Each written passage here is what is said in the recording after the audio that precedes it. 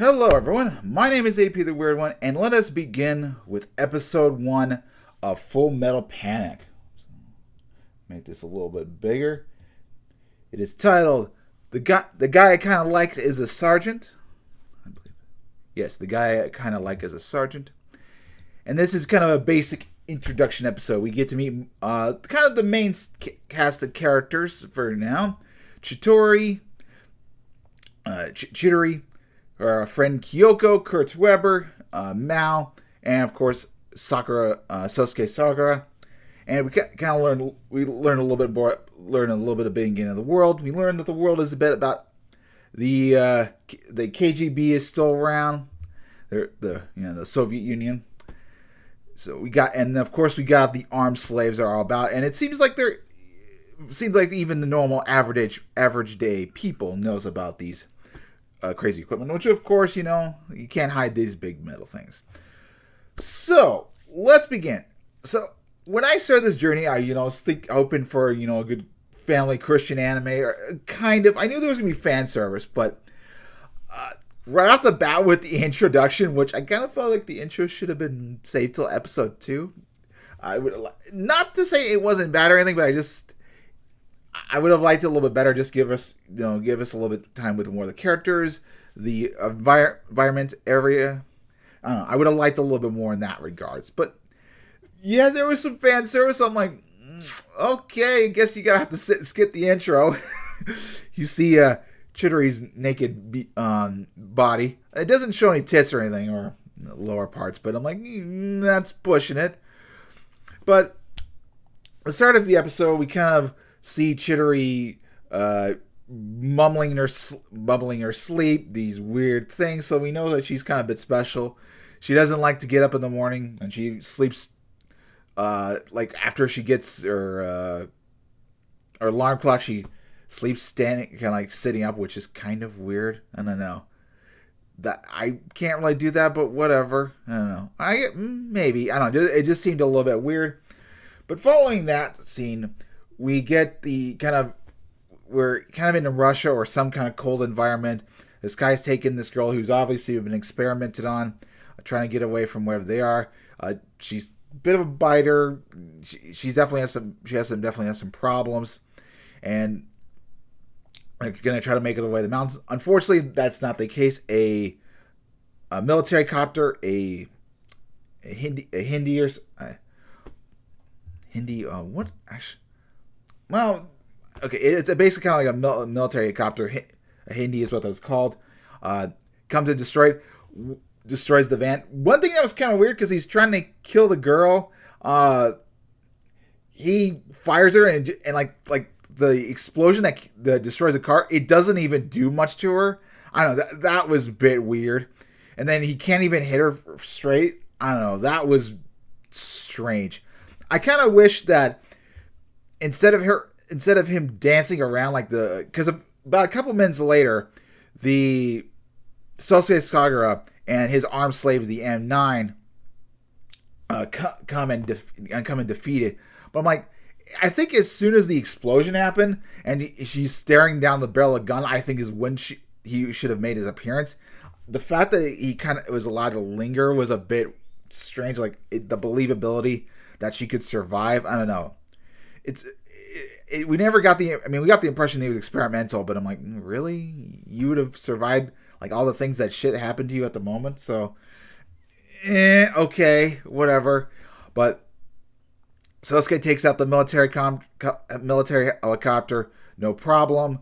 He kind of throws a knife and then just throws it away. So the armed slaves aren't super powerful. I mean, that type of the helicopter could potentially take it out if it had the right equipment. Hold on. Actually, let me look up what this helicopter actually is.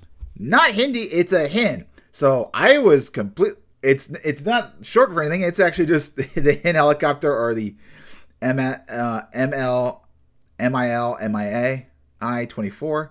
So it was Russian, so it definitely takes place in Russian, but I thought it was a longer name. Anyway, getting back to that. So they've saved the girl. They get back to the base. We meet Kurt Weber. We meet Melissa Mao, and they've been signed to the assignment to protect our beautiful Shitori, Kamina or Kana is she's as her friend. Kyoko is referred to her. Their job is to protect her. We don't exactly know why, but we kind of got from the beginning that she speaks in the mumbling business that she's definitely something special. Sosuke has to enroll in high school, and the kind of Melissa and Kurtz are gonna be giving support. We learned very early on that kind of Melissa is kind of like a bit of an older sister type vibe, and Kurtz is a very kind of pervert. Now, from my experience from reading the novels, I kind of thought differently about their ages. I figured that I knew Chitori was 16 and everything. I thought Sosuke was also 16 as well, not 17. Kind of a bit strange, but okay. I also thought Kurtz Weber was in his 20s when he's actually 19. So the pervertness, a little bit less, because, I mean, you could still be... I was in high school when I was 19, so you could still have feelings for 16-year-olds. Though, personally, I kind of got out of that. And then I thought Melissa was maybe in her 30s, not like 25. So that... Just doing a little bit of research for this. A bit interesting. So yeah, they're kind of assigned a task. We learn... It's very early on that we know Sosuke Sakura is very weird. He's not the most level-headed. He's not like the most normal human being. I have a condom, and he's like, yeah, I use this to fill up water bottle. That's his experience with it, and he's definitely not familiar with the mainstream society because he's moved around a whole bunch, because when he gets to the school and everything, and he talks about himself, like the teacher's like, oh, he's lived in all these different places, and she kind of tries to brush it off. I'm like, he could have just come from a military base home. Like he's been from overseas, whatever. I'm like, he just could come from a military family. I think that's a perfect explanation. I mean, the U.S. If you live with if you're one of your spouses, usually the man is in the military, they could be moving around. They have to go to overseas and many things. So it would kind of make sense. The way he acts, I think, makes a little bit more sense. And you could even talk about his hobbies being fishing and reading all about the armed slaves, everything. I can both the novel and this anime have kind of done a good job to establish, like, oh yeah, now that I've grown up a little bit and experienced the world, his character kind of makes a little bit more sense. Fishing being a hobby is not super strange, I guess, because all you gotta need is a string and a stick, and you can go fishing. So, you could sort of like do. I mean, like the anime shows that, but I'm like, yeah, that's kind of normal. So, his hobby's not too strange. The fishing seems a bit weird given where his environment and everything, but okay, whatever. He definitely seems a bit straight. When he talks about his music, it's definitely a bit off-putting. Like he's panicking at first, and like then he realizes it. And I think it was something that people don't. It's a little bit maybe perverted musics. I'm not 100% sure, but yeah, it doesn't get like a roar from the class, but he definitely gives us a strange vibe.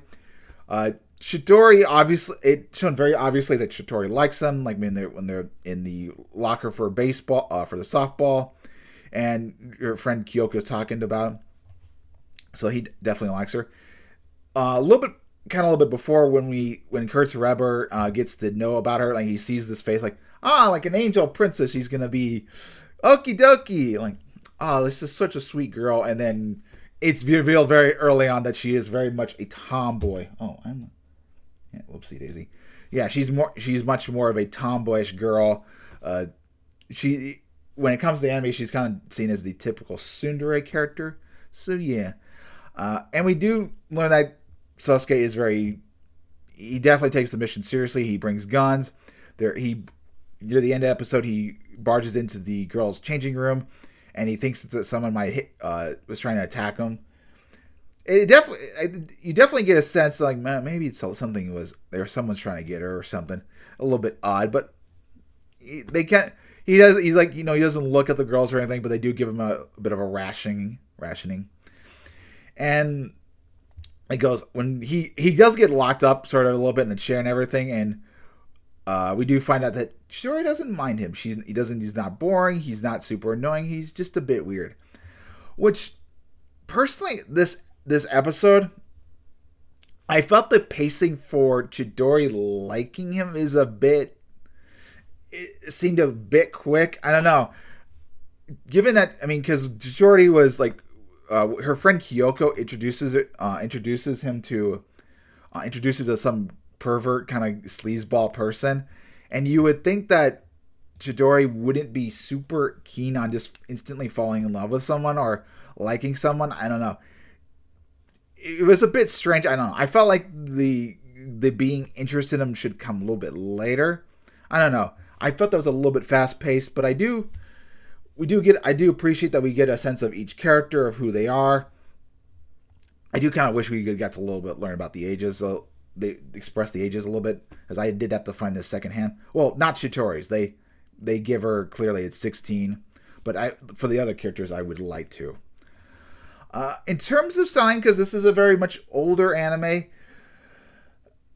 I think other 2000s anime could have aged better in terms of look. Kind of like Outlaw Star and Cowboy Bebop, but this doesn't necessarily. It's not terrible. It definitely fits of the time. Maybe where I'm watching it's not the most HD, but it's not terrible.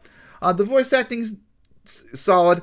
I do like the fact that Kurtz Weber, I kind of wish his voice was a little bit higher, because in English it's Vic Mignogna.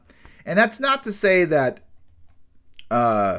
Shinichiro Mika is not bad, but I just feel like he should have had a little bit higher voice, a little bit higher pitched. It would have seemed kind of worked a little bit better. Not that it was super terrible or anything. But yeah, so this was a nice introduction episode. Just a little bit fast on Chidori liking it, which liking Sasuke, just kind of starting getting feelings for him. Seems a bit weird. It's why I'm not super keen on calling her a tsundere. I think she's just more of the tomboyish shtick. I feel like that's where she's at, and Sasuke is someone that is very hard to get along with, a bit to adjust to. But yeah, I'll end the episode here. I'll meet you guys back on Monday for episode 2. Like I said, a solid episode. It's not a complete seller. The intro a little bit perverty, although it is very relaxing and inviting. So I don't know. It definitely draws you in. I do like that aspect, but I think I kind of wish the intro had been saved for episode 2. The ending was fine. It was kind of like a relapse of Chidori's memories and everything. That was kind of nice and pleasant, but yeah, that was probably the love interest, and then the intro being should have waited a little bit longer. But other than that, it was a solid episode, 7 out of 10. But I've rambled long enough. I'll see you guys next time for episode 2. Hopefully, have a wonderful Friday and wonderful weekend.